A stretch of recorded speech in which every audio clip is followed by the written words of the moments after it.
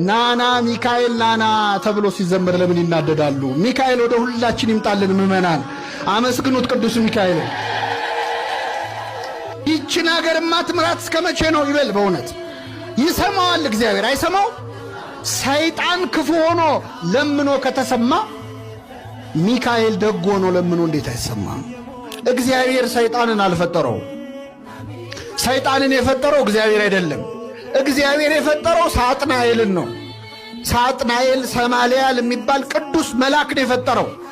ራሱን ወደ ሰይጣንነት ወደ ዲያብሎስነት የቀየረው ማን ነው? ራሱ ነው። እነሱ ተንቀጥቅጠው የሚያመሰግኑት አምላክን ፊቱን ማየት አይገባንም የሚሉት አምላክ ፊቱ ላይ ምራቅ ሲተፋበት ተመልክተዋል። ፊቱን በጥፊ ሲመታ ተመልክተዋል። ተንቀጠቀጡ። እንደዚህ አይነት ፈጣን ጠባቂዎች ስለሰጠን ስሙ የተመሰገነ ይሁን። የእግዚአብሔር መልአክ